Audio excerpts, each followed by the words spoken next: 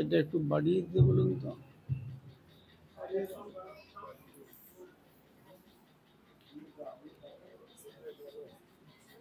সর্বপ্রথম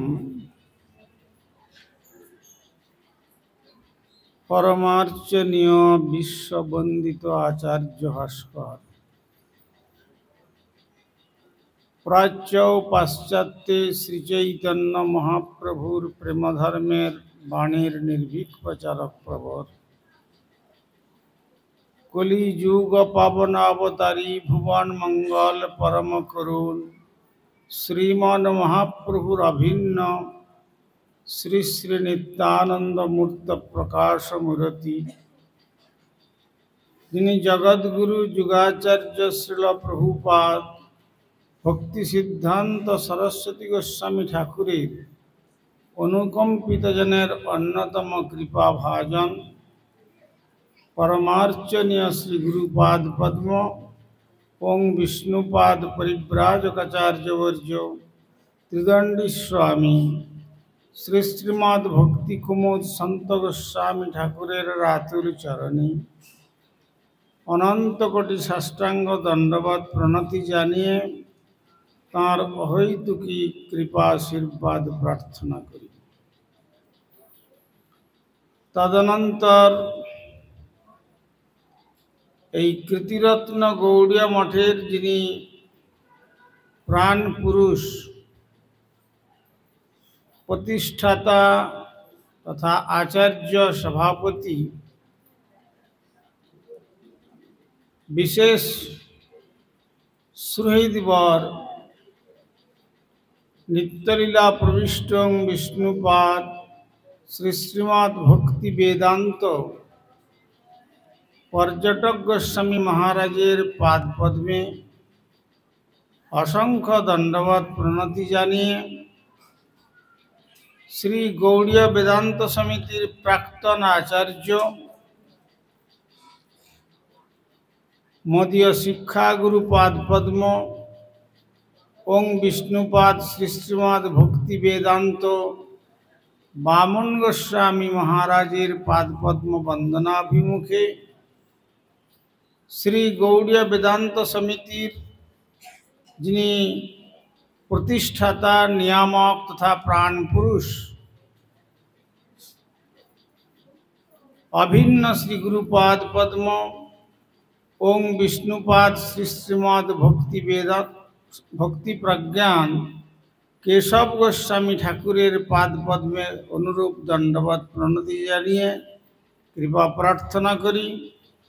তদনন্তর সপার্ষদ পরম গুরুদেব শ্রীল প্রভুপাদ ভক্তি সিদ্ধান্ত সরস্বতী গোস্বামী ঠাকুর সপার্ষদে জয়যুক্ত হন।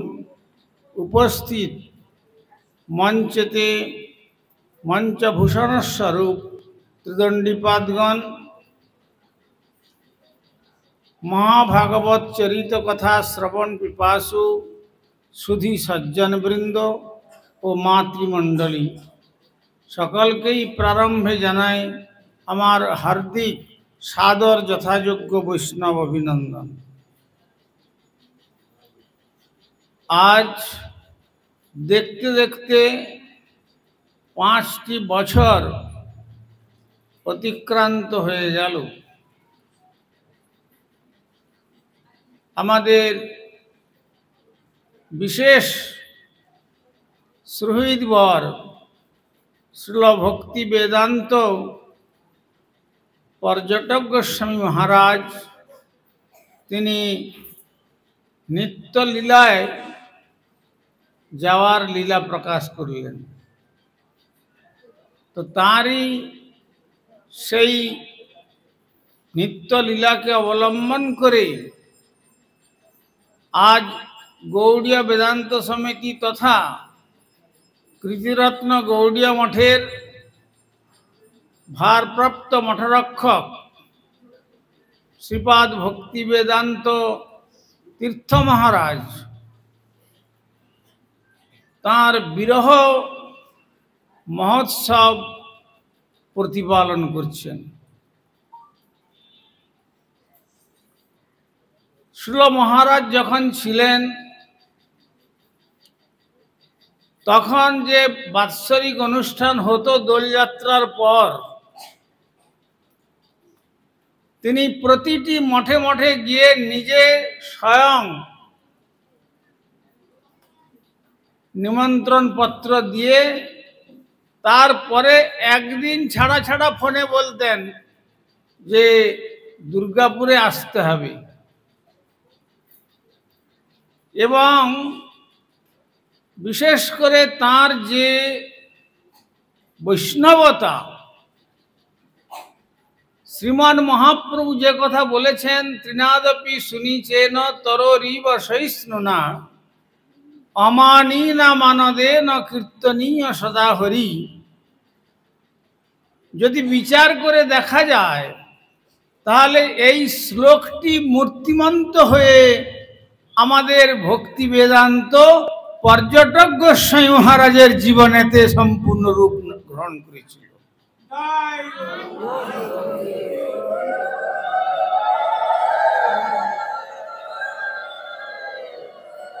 আমি প্রায় বলি, আজকেও বলছি,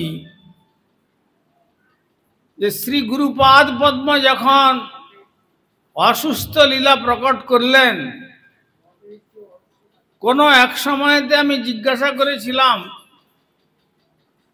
শ্রীল গুরু মহারাজ, আপনারা তো এক এক করে প্রভুপাদের গণ সকলে চলে যাচ্ছেন, তো আপনাদের সকলের চলে যাওয়ার পরে আমরা কার চরণে শরণাগত হব? তখন তিনি বলেছিলেন, দেখো, বৈষ্ণবগণ কখনো জানো না আর আসেনও না, তবে হ্যাঁ, ভগবত ইচ্ছা হলে তারা আসেন, আবার ভগবত ইচ্ছাতে তারা যাওয়ার লীলা করেন। তথাপি বাহ্যিক দৃষ্টিতে শ্রীল গুরু মহারাজ বললেন, যদি প্রভুপাদের সকলেই আমরা চলে যাই, এটা জেনে রাখবে যে শ্রী গৌড়ীয় বেদান্ত সমিতির যিনি বর্তমান আচার্য শুধু নন, তার গুরুদেব ভক্তিপ্রজ্ঞান কেশব গোস্বামী মহারাজ তিনি উল্লেখ করে গেছেন, শ্রীল ভক্তি বেদান্ত বামন গোস্বামী মহারাজের পরেই শ্রীল ভক্তি বেদান্ত পর্যটক গোস্বামী মহারাজ আচার্যতে ভূষিত হবেন। তো সুতরাং তিনি যেভাবে শ্রী চৈতন্য মঠের সেবা করেছেন, প্রভুপাদের কৃপা, শ্রীল মহারাজের যে অনুভব, সে অনুভব নিয়ে তিনি ভক্তি বেদান্ত পর্যটক গোস্বামী মহারাজকে ভাবি গৌড়ীয় বেদান্ত সমিতির আচার্য করে গেছেন। সুতরাং আমি বলতে পারি, তার সঙ্গ যদি তোমরা করতে পারো, তাহলে শ্রী ভগবত ধামে যাওয়ার আর কোনো বিলম্ব থাকবে না। আর ওই সঙ্গে বলেছিলেন যে আর একজন মহাত্মা থাকলেন, তিনি হচ্ছেন শ্রী চৈতন্য গৌড়ীয় মঠের ভক্তিদ্বৈত মাধব গোস্বামী মহারাজের প্রিয় সেবক শ্রীল ভক্তিবল্লভ তীর্থ গোস্বামী মহারাজ। অতএব এই দুইজন মহাত্মার নিকট থেকে তোমরা ভগবানের কথা শ্রবণ করবে, তার দ্বারা প্রভূত কল্যাণ হবে, অন্তে শ্রী গৌর গোবিন্দের পাদপদ্ম লাভ করে এই দুর্লভ মনুষ্য জীবন সার্থক করবে। সুতরাং সেই সূত্রে আমাদের গুরুবর্গের দৃষ্টিকোণ নিয়ে তারা যা দর্শন করে গেছেন, কবিরাজ গোস্বামী যেমন বলেছেন, ঠাকুর হরিদাস ঠাকুর নির্জনের পর হরিদাস ছিল পৃথিবীর শিরোমণি, তাহা বিনা রত্ন শূন্য হইল মেদিনী, সে কথাকে আজ আমরা বলতে পারি শ্রীল পর্যটক মহারাজ ছিলেন বৈষ্ণব অগ্রণী, তাহা বিনা বৈষ্ণব শূন্য হইল মেদিনী। অতএব এমন একজন বৈষ্ণব, তিনি হলেন গৌড়ীয় বেদান্ত সমিতির প্রাক্তন আচার্য শ্রীল ভক্তি বেদান্ত পর্যটক গোস্বামী মহারাজ। তাঁর বৈষ্ণবতা সম্বন্ধে আপনারা এতক্ষণ যাবৎ বিভিন্ন বক্তাগণের শ্রীমুখ থেকে শুনলেন। আমাদের যখন মায়াপুরে তিনি নিমন্ত্রণ করতে যেতেন, আমাদের মঠের সেবক একবার দেখলেন যে গেটে গুরু মহারাজের নাম লেখা আছে, সেই নামের দিকে দণ্ড উঁচা করে তারপর ওখানে একবার দণ্ডবাদ করলেন। তারপরে একটু গিয়ে দেখলেন ডান পাশে তুলসী গাছ আছেন, সেখানে দণ্ডবাদ করলেন। আবার সিঁড়িতে যখন উঠবেন, বন্যার জন্য আমরা মায়াপুরে উঁচু মন্দির করেছি, সিঁড়িতে যখন উঠবেন সিঁড়িতে দণ্ডবাদ করলেন। তারপরে সিঁড়ির উপরে উঠে গিয়ে দণ্ডবাদ করলেন। গুনেছেন কবার হয়েছে? তারপরে মন্দিরের যেতে যেতে মন্দিরে একবার দণ্ডবাদ করলেন। তারপরে শ্রীবিগ্রহের সম্মুখে গিয়ে আবার দণ্ডবাদ করে তারপরে তিনি গেলেন। তো সুতরাং তখন সেবকটি বলছে যে মহারাজ, এই যে মহারাজ এসছিলেন, এই আপনার কাছ পর্যন্ত আসতে এতক্ষণ পর্যন্ত 9 বার দণ্ডবত প্রণাম করলেন। আমি বললাম, দেখো, সেই সে বৈষ্ণব ধর্ম সবারে পরিণতি, শুধু মুখে বললে তো হবে না। তো সুতরাং ইনি হচ্ছেন বৈষ্ণব ধর্মের, গৌড়ীয় বৈষ্ণব ধর্মের আদর্শ। আপনি আচরি ধর্ম জীবের শিখায়, আপনি না কইলে ধর্ম শিখানো না যায়। আচার করেন কেহ না করে প্রচার, প্রচার করেন কেহ না করে আচার। মহাপ্রভু বললেন, আচার প্রচার নামের কর দুই কার্য, তুমি সর্বগুরু তুমি জগতের আর্য। আচার প্রচার, তিনি বলতেন, আমার গুরুদেব আমার নাম দিয়েছেন বেদান্ত পর্যটক। পর্যটক কি ঘরে বসে থাকবে? ভজন কুটিরে বসে কি শুধু ভজন করবে? তা নয়। পর্যটকের বিধান হচ্ছে সর্বত্র পর্যটন করে করে শ্রী গৌর গোবিন্দের বাণী জগতের বহির্মুখ জীবের কাছে পরিবেশন করা। সেই জন্য আমার গুরুদেব এই নাম দিয়েছেন আমাকে। সুতরাং আমাকে বেদান্ত সমিতিতে বসে থাকার জন্য এই নাম দেননি। আর ঠিক তাই, তিনি বৎসরের মধ্যে হয়তো আমার মনে হয় 1 মাস বেদান্ত সমিতিতে গুরুদেবের অন্ন পেতেন কিনা আমার সন্দেহ আছে। তিনি সর্বক্ষণ প্রখর শীত, ঠান্ডা সহ্য হয় না, মোজা পরে, তারপরে আগেকার সেই ওয়াটার ব্যারিজ কম্পাউন্ড, তারপর গলায় কাপড় জড়িয়ে প্রখর শীতের মধ্যেও তিনি প্রচার কার্যের থেকে কখনো বিরত হননি। আচরণ দেখুন কিরকম। এই জন্য এইরকম একজন বলেছেন শাস্ত্রে, আচার্যবান পুরুষ বেদ, তার থেকে জানতে হবে।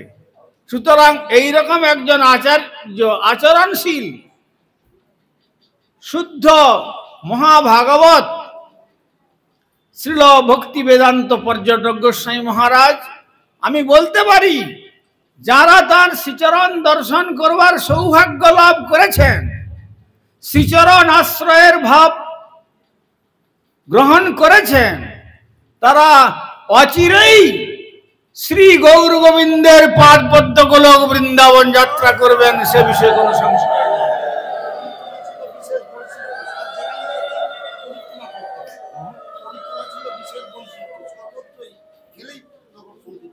হ্যাঁ, যেখানে প্রচারে যেতেন, অল্প হোক তার সব সেবকদের নিয়ে তিনি সেই গ্রাম পরিক্রমা করতেন। কেন? বলছেন যে মানুষের জ্ঞানে হোক অজ্ঞানে হোক, তাদের কর্ণে যদি শ্রী ভগবানের কথা প্রবেশ করে, তাহলে একদিন না একদিন সেই নামের বীজ অঙ্কুরিত হবে, প্রেম ফল ফলে ফুলে পরিপক্ক হয়ে শ্রী গোলক বৃন্দাবন যাত্রা করবে। যে কথা হরিদাস ঠাকুর বলেছিলেন, পশু পক্ষী কীট আদি বলিতে না পারে, শুনিলেও হরিনাম তারা সবে তরে। অতএব তিনি শুদ্ধ বৈষ্ণব, তাই তিনি যে না তেন প্রকারে না, যেভাবেই হোক আমাদেরকে হরিনামে ভগবত ভজনেতে উদ্বুদ্ধ করবার জন্য তিনি তার গুরুপদ পাদ পদ্মে জীবনটিকে সম্পূর্ণ উৎসর্গীকৃত করে, বলতে গেলে বলা যায় শ্রী গুরুদেব তৎমা, এমন একজন মহান ব্যক্তিত্ব।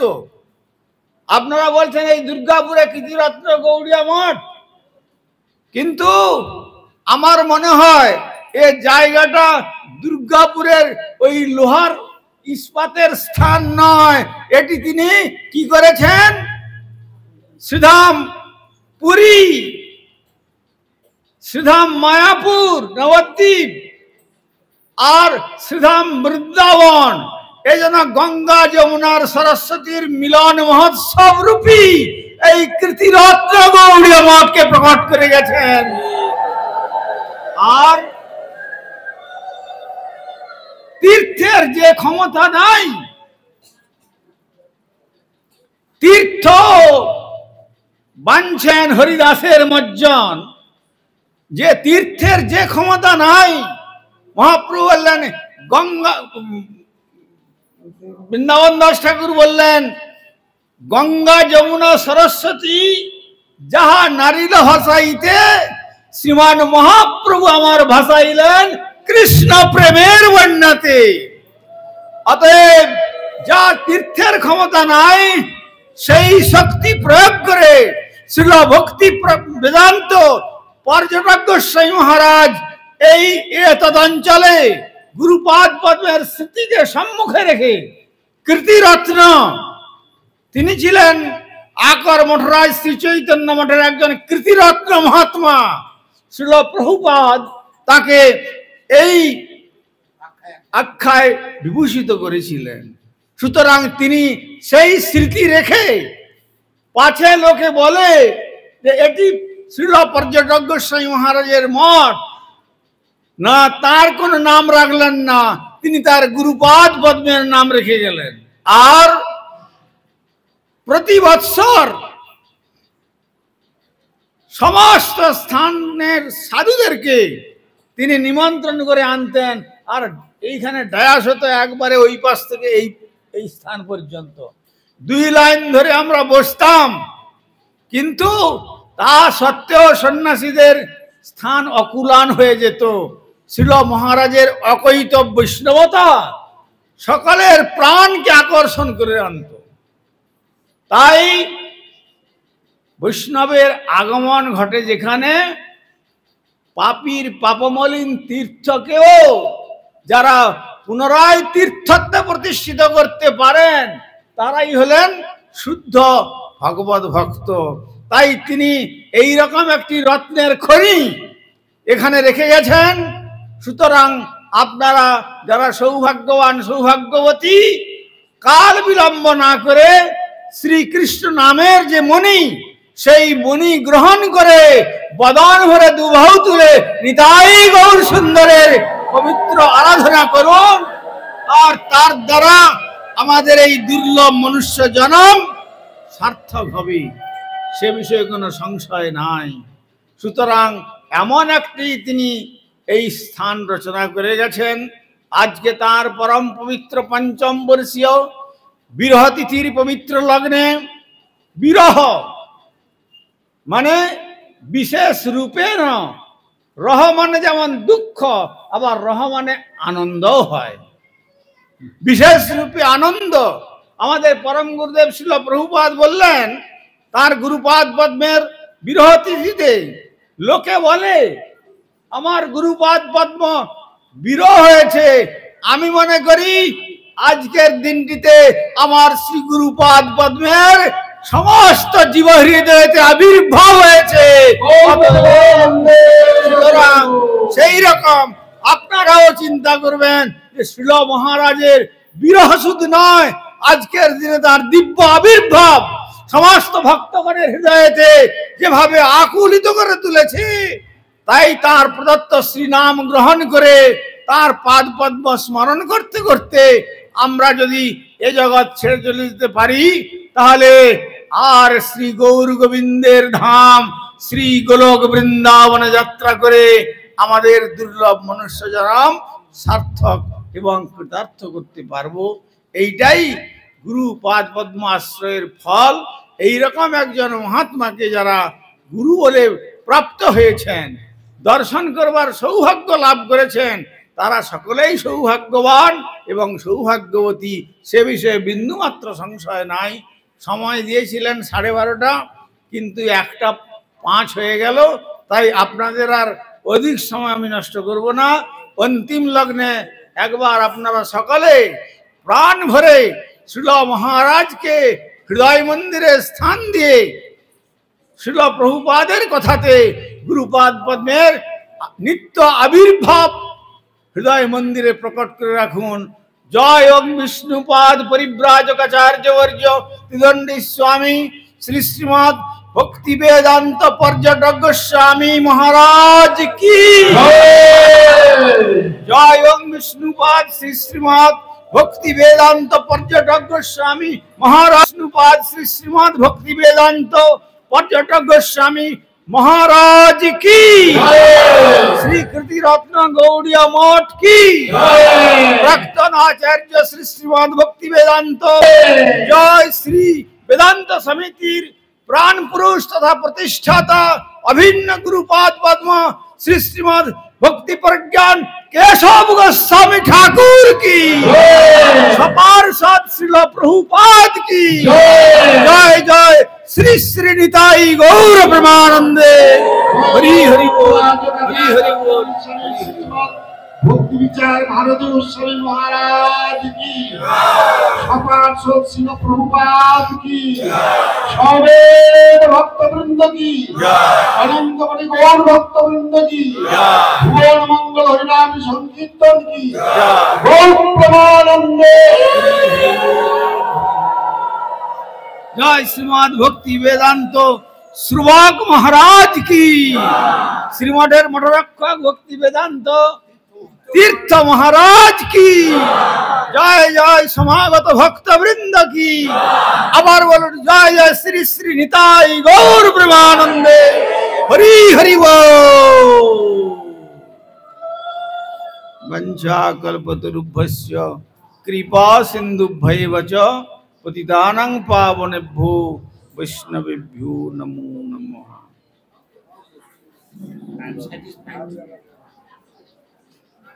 হরে কৃষ্ণ।